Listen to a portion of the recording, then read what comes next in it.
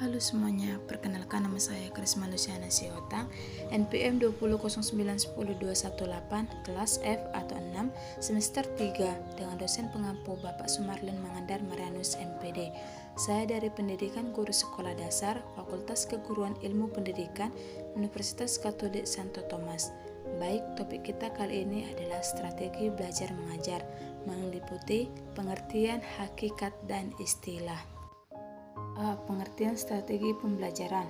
Strategi merupakan usaha untuk memperoleh kesuksesan dan keberhasilan dalam mencapai tujuan. Dalam dunia pendidikan, strategi dapat diartikan sebagai a plan, method, or series of activities designed to achieve a particular educational goal.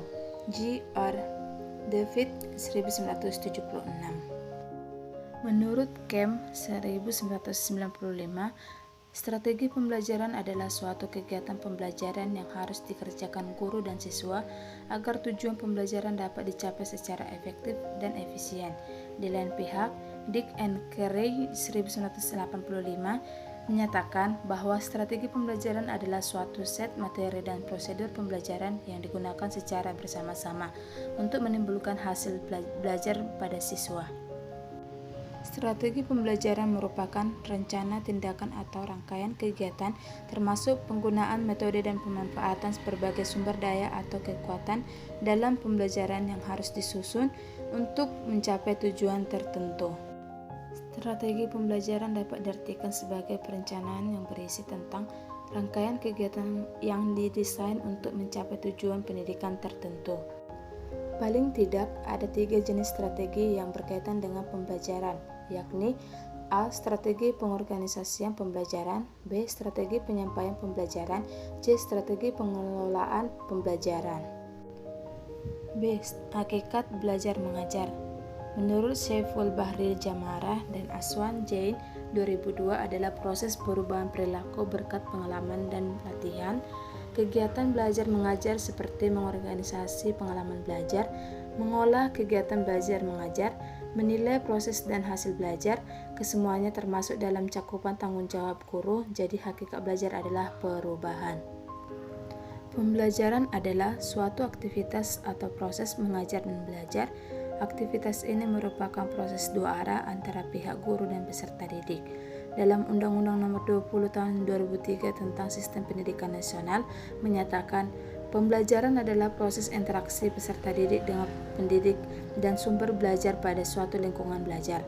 Adapun kegunaan ataupun tujuan dari belajar menurut Robert M. Gagne dalam Abu Ahmadi dan Joko Triprasetya 2005 dapat disimpulkan bahwa dengan strategi belajar maka diharapkan akan ada hasil berupa 1. Berkembangnya kemampuan intelektual siswa, 2. Berkembangnya kemampuan kognitif siswa, 3. Bertambahnya kemampuan informasi verbal, 4. Meningkatnya keterampilan motorik, 5. Berkembangnya sikap dan nilai ke arah yang lebih baik. C. Istilah-istilah dalam strategi pembelajaran. Ada beberapa istilah yang hampir sama dengan strategi, yaitu metode, pendekatan, teknik atau taktik dalam pembelajaran. Metode merupakan upaya untuk mengimplementasikan rencana yang sudah disusun dalam kegiatan nyata agar tujuan yang telah disusun tercapai secara optimal. Metode digunakan untuk merealisasikan strategi yang telah ditetapkan. Strategi menunjuk pada sebuah perencanaan untuk mencapai sesuatu, sedangkan metode adalah cara yang dapat digunakan untuk melaksanakan strategi. Dengan demikian, suatu strategi dapat dilaksanakan dengan berbagai metode. Pendekatan atau approach. Pendekatan atau approach merupakan titik tolak atau sudut pandang kita terhadap proses pembelajaran.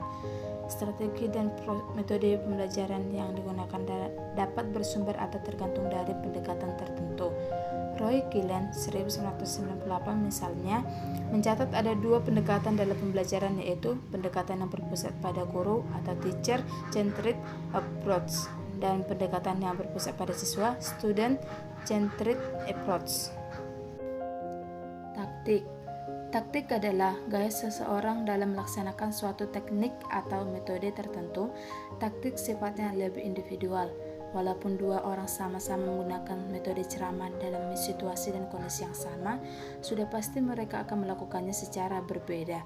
Misalnya, dalam taktik menggunakan ilustrasi atau menggunakan gaya bahasa agar materi yang disampaikan mudah dipahami.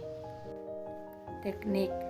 Teknik adalah cara yang dilakukan seseorang dalam rangka mengimplementasikan sesuatu metode. Misalnya, cara yang harus dilakukan agar metode ceramah berjalan efektif dan efisien. Dengan demikian, sebelum seseorang melakukan proses ceramah, sebaiknya memperhatikan kondisi dan situasi. Kesimpulan, strategi merupakan kegiatan pembelajaran yang harus dilakukan oleh seorang guru dalam proses pembelajaran dan disertai oleh siswa agar tujuan pembelajaran dapat dicapai secara efektif dan efisien. Sebab itu, kedudukan strategi dalam proses pendidikan, khususnya dalam dunia pendidikan, dikatakan sangat penting. Oleh karena itu, SBM merupakan komponen terpenting dalam sistem pembelajaran, yaitu suatu kegiatan yang dilakukan oleh seorang guru dalam mengajar untuk memberi pemahaman peserta didik agar tujuan pembelajaran itu bisa tercapai. Akan tanpa tetapi, dalam kegiatan strategi bila tidak didampingi oleh komponen-komponen kurikulum seperti pendekatan, metode, model, teknik, dan lain sebagainya, proses pembelajaran yang dilakukan oleh guru terhadap siswanya tidak akan berjalan efektif dan efisien. Oleh karena itu, guru harus dan diwajibkan untuk menguasai hal-hal tersebut. Demikianlah pemaparan saya tentang strategi belajar mengajar. Jika ada salah kata, saya minta maaf. Sekian dan terima kasih.